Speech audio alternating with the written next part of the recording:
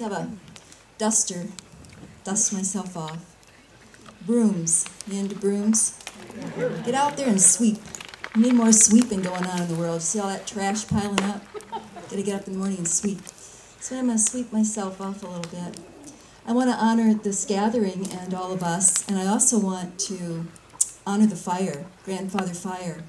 Help us to grow warmer. Help us to protect. Help us serve. Grandfather Fire, help us grow warmer. Help us to protect. Help us serve. It's one of our relatives, and I really honor the fire, and Daniel for getting it going. So my story tonight is about 33 years ago, right now, I was trekking in the Himalayas, and my friend and I decided we wanted to go on the newest trek that was just opened, and tread where no Westerners, or few Westerners, had been before. We went to get our trekking permit, and the man said, the agent said, if you choose that trek, you have to have a guide. Otherwise, the following could happen to you. 1, you could fall off of a cliff. And 2, you could starve. 3, you will be robbed, or worse, by bandits. Or, last but not least, you could be eaten by a snow lion. And we said, well, thank you very much for the warning, but we prefer to go with no guide and no porters, and we'll carry our heavy backpacks ourselves. So off we went. There was still monsoons, the lower elevation was extremely wet, and what the agent had not told us was about leeches. Now, I knew a lot about leeches because I was raised in an area where if you swam in certain lakes, you got leeches on your legs. Have any of you had leeches before? So, usually when you get leeches on you, you squeal and kick and get them off as soon as possible. And my friend had never had leeches on him before. So when he looked down and saw the first 3 or 4 on his leg, he started doing stomp, dancing, kicking, but you got a 70-pound backpack on. It's a little hard to do that. Get down here, picking them off, and you can't only do that so long before you get really tired really fast and you're not making much movement on that trail. So we began to just let them be. And then I said, if you just leave them alone, they'll fill up and then they'll drop off. So we would have 20 or 30 leeches a day on our legs, and our socks would be all bloody down in our boots, and it was very unpleasant. The most important part of the story for herbalists is that by the time I was ready to trek in Nepal, I had already been traveling in Asia and in England for several months, and I had a very precious tincture with me. And the precious tincture was goldenseal, Echinacea angustifolia. We had, in these years, in the 70s, we had no respect for purpurea. We would only use angustifolia. And myrrh gum, and a little bitty touch of cayenne. And that, I had brought a big bottle of that, but now, by the time we started trekking, the big bottle had become a lot less because I had used it a lot myself, I'd given it away to people. And so when we would stop, I would take and dab each of those little suck holes on our legs to try to keep the infection down. And I just guard that precious tincture and think, oh my gosh, we're going to run out. And all around me are plants, but I don't know them because we're in the tropics, and I really didn't recognize anything. And so I'm getting desperate to keep that tincture. As we climbed in elevation, it got hotter. It got cooler, but it also got drier. And the rains, the monsoons began to peter out finally, and we were really happy about that. But then we got so thirsty that all we could see in our mind's eye with every step was a cold beverage. Any type of beverage would have done. It was really a mirage that you would see on the trail in front of you, a large glass, like one of those ads that you would see, and you would just be thinking, water, water. We would boil our water every day, morning and night, with our little stove and our precious fuel. And then in the middle of the day, we'd be out of water. We would just be so thirsty. So we put a little iodine in the creek waters as we passed. And this iodine caused my friend to have eczema to break out, which we had been controlling with yellow dock. We were out of yellow dock for a long time by this time. So he had a sensitivity to iodine. It broke this eczema out on his hands, and they became the most awful-looking things very quickly. So each night, cracked and red, and we were trying not to let them get infected, so I would take that precious tincture each night and morning and paint all those cracks and be careful not to spill a drop of that tincture, and then they would be okay. They weren't getting infected, but they were uncomfortable. So time passed, the tincture disappeared, and it was completely gone. And I put a little water in the bottle and shook it up to try to make it go another day, and I'm desperate. Finally, my friend, who was very optimistic and kept saying, "Don't worry, it'll work out," because I said, "Let's turn around. This is getting worse. I'm afraid we're going to, you're going to have a real big problem." And he was saying, no, we're okay. We're going to be fine. Finally, we're walking up the trail. He's ahead. I'm behind. I see a yellow dock growing on the side of the trail. It was the most ecstatic moment of my life, one of them, absolutely. And I got down with my heavy backpack on. I said, "Thank you so much." I had to catch my friend. I had to run up ahead as fast as I could with that heavy pack, say, come back. There's a yellow dock. We got to stop and camp. We've got to make medicine." He said, no, we're going to keep walking, and there's something good right around the corner here. So I trusted him, and we took a few steps, and there was Mahonia, Oregon grape. We were at around 9,000 feet, and it turned into Oregon forest that I recognized. I looked around, there were conifers. There was even cascara, a buckthorn type species, and I was like among friends, and I can't tell you how excited I was. So anyway, the end of the story is that we found a village around the bend, and there was the first village that we'd found. We'd been camping, and we were getting very hungry. All we could think about all day long was food and water, burning all those calories and just living off of our backpack food.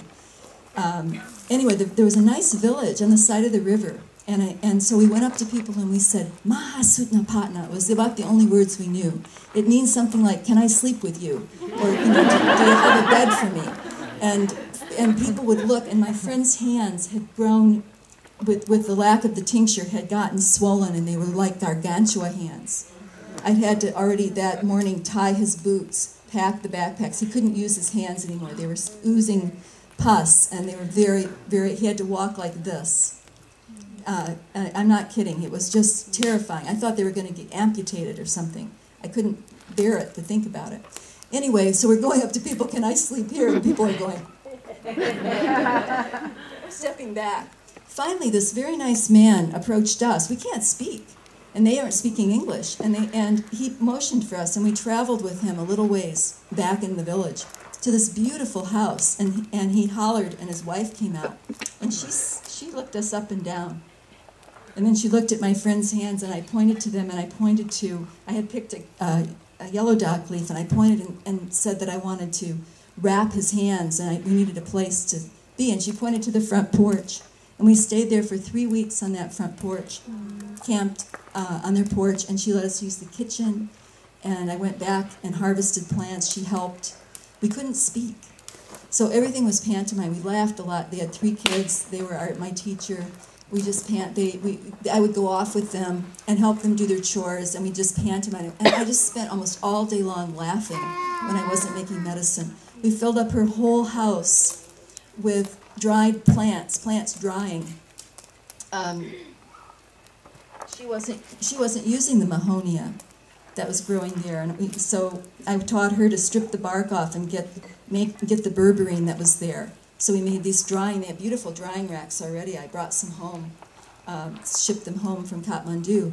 And then Nixon went to China, and they were available at Fred Meyer's. Soon after, I shipped these home for a very expensive amount of money at the time. But anyway, we stripped that off. We harvested the yellow dock roots and the leaves, and we made salves and tinctures. They found barley. We would drink barley chong with everybody at night. And we were the first Westerners that they had really ever hung around with. And we were just like amazing things to them. And let me tell you one more thing about it.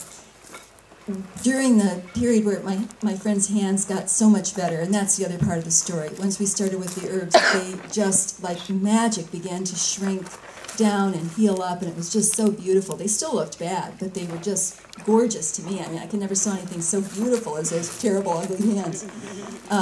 But a trekking party came finally up the trail, and there were 60 people in that party. It was German trekkers, and they had guides and cooks and porters galore, and they set up big tents, and there was a hot springs in that village. The children took me there the first day, and so that was another wonderful thing, right by the cold river, and they had built nice pools, so we sat in the hot springs every day and soaked, and it was just a wonderful village. Well, they came and set up their tents up right by the hot springs, right in the center of the village square, where everybody meets every night, and all their tents went up like that, and they took out their bags of candy to give to the children, and all the children were like, whoa, what is this? Wow, these people are amazing. And they start giving candy to the children, these little wrapped sweet candies, and the children are like, oh. They didn't know what to do with them. They'd open them, and then they looked at them. They thought they were like pretty rocks. And then the Germans are showing them to eat them, and I'm thinking, oh my gosh. So paradise was changed very suddenly. And there was wrappers went right on the ground immediately. It was the first garbage we'd seen on that trail. And then they ran out of candy, and then they were trying to shoo kids away, and then more and more kids were coming. There were like more kids than I've ever seen showing up for the candy. So it was weird. But then we walked away and went back to our family, and they sent for us because people told them that there were these weird Americans in the village that were using herbs for treating their illnesses.